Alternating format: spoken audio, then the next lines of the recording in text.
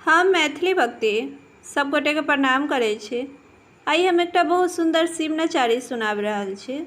आशा अछि शिव नचारी अपने सब आदमी के नीक लागत।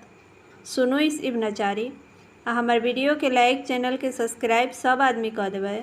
जय मैथिली, जय भक्ति। बस हाथ चढ़ल शिव डमरू बजावथी, बस हाथ चढ़ल शिव डमरू बजावथी, घर घर खोजती कुमारी गे माई, घर घर खोजती कुमारी गे माई।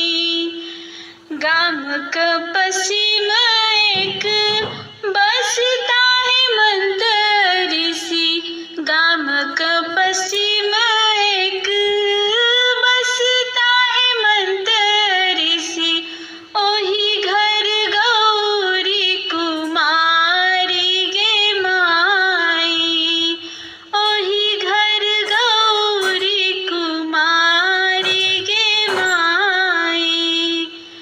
परिछन चललनी माय मनाइनी, परिछन चललनी माय मनाइनी, बर देखी खसली झमाई गे माई, बर देखी खसली झमाई गे माई।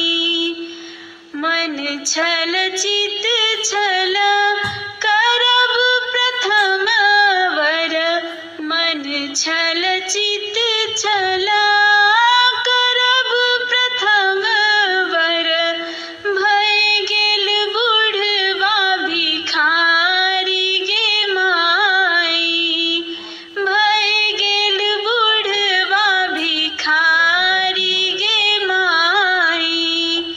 कल जोरी गौरी दाई विनती करई छथि, कल जोरी गौरी दाई विनती करई छथि, सुन